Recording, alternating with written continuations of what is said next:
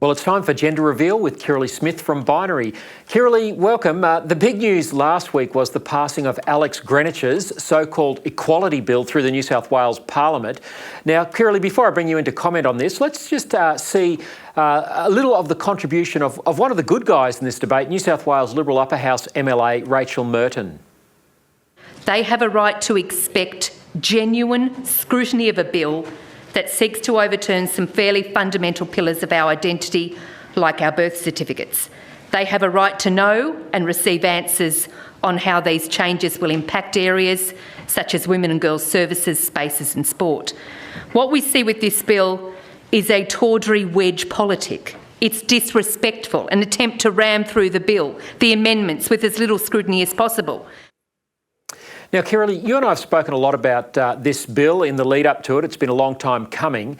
A terrible piece of legislation. As Rachel Merton said there, it's going to affect girls and women's sport, their private spaces, so much else.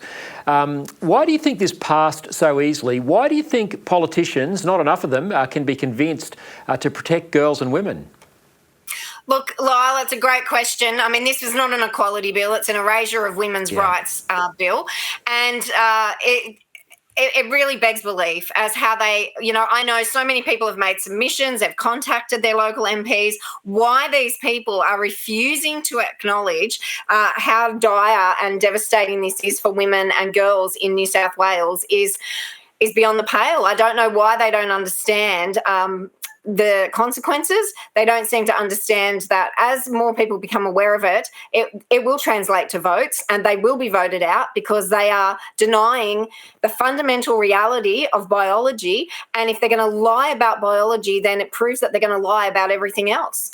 Yeah, it was interesting when I was looking at that clip researching for today, the longer version panned across, well, the television camera in the chamber panned across to Alex Greenwich sitting there watching the debate. He knows that this is of huge concern to girls and women, and as Rachel Merton said, this allows a bloke to walk into births, deaths and marriages and change his birth certificate so that he can identify as a woman and go into the private spaces of girls and women and compete in women's sports.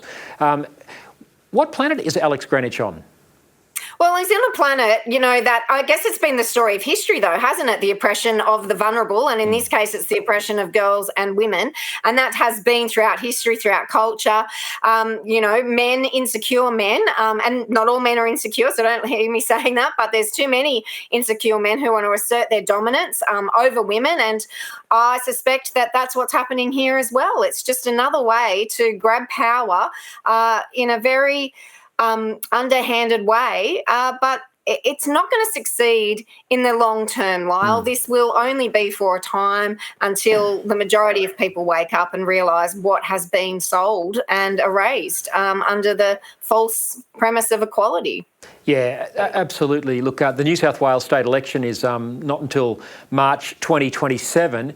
There's enough time for the consequences of this terrible piece of legislation. We've talked previously about it also allows commercial surrogacy from exploited women overseas, robbing children of their mother and father, a whole bunch of terrible things. But this will play out over the next couple of years. And I know I can say on behalf of Family First, the party that I'm involved in, we will be campaigning very hard on this in the lead up to the 2027 election. Kiralee, again, on this subject, you've reported on the Binary blog epic trolling by the former Bachelorette star. This is a Bachelorette in the United States, Josh Seater. It's had the internet in uproar. What's this all about? Look, for the last 6 months, Josh has been claiming that he was transitioning to become a woman. Hairy chest, hairy face, big beefy body, tattoos, the whole bit. But he'd chuck on a frock and a bit of lippy, and he would repeat the rhetoric of the trans activists and claim that he was trans.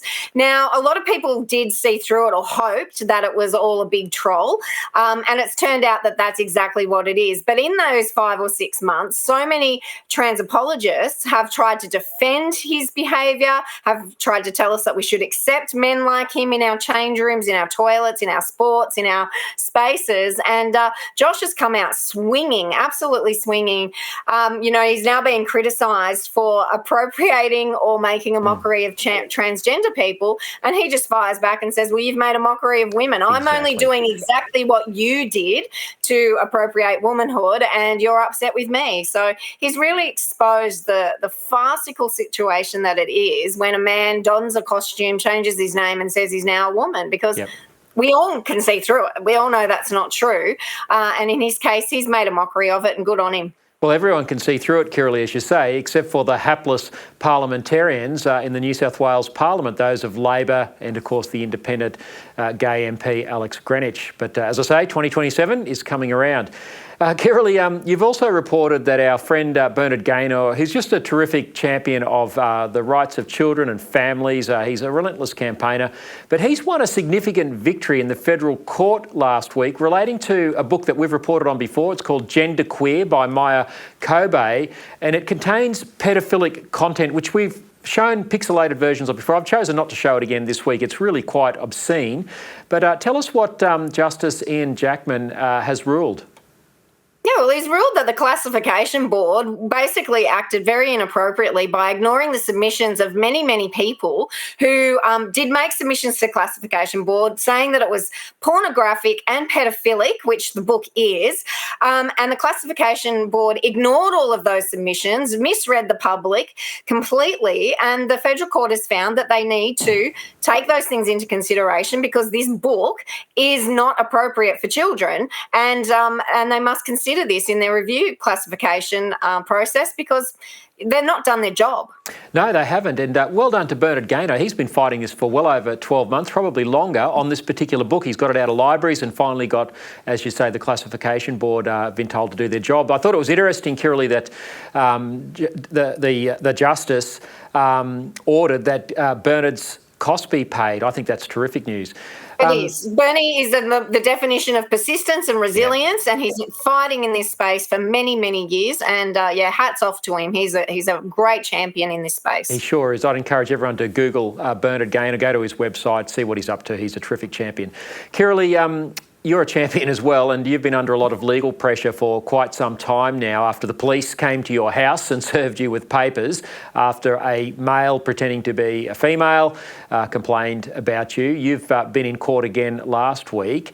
I know there's some things you can't say, but what update can you give?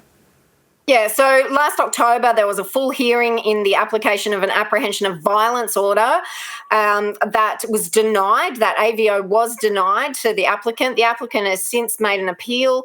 There was a hearing in the local district court in Sydney last week, and there's yet to be a judgment. The judgment will come down on the 29th of November, I believe. But the appeal says that my actions where I have all I did was take some information that was available in the public domain, reposted it, commented on that, and used it for an example in my political advocacy towards Football Australia and Football New South Wales. And so it's really disturbing that those actions are now being equivocated with violence, and that the Apprehension of Violence Order Act should be about physical violence, intimidation, harassment and threats. But my actions of political advocacy, looking out for women in women's sport and using a male who is an example of what's happening in women's sport is being considered under this act. So this could have great consequences, Lyle, for politicians, for journalists, for anybody whose opinions differ from those in power.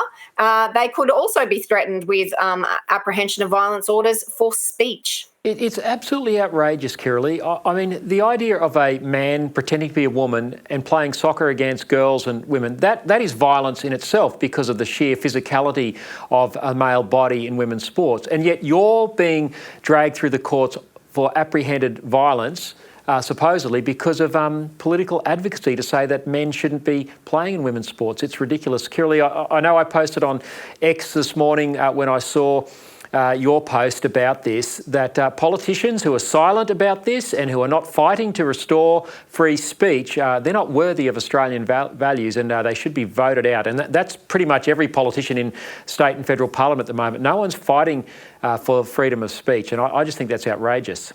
And yet they could be the victims under this Act, Lyle. They could actually be the victims. They need to sit up, wake up and take notice and do something about it. Yeah, the rainbow political agenda has gone way too far. Kirralie, thanks for continuing the fight. We'll look forward to chatting with you again next week on Gender Reveal. Thanks for having me, Lyle.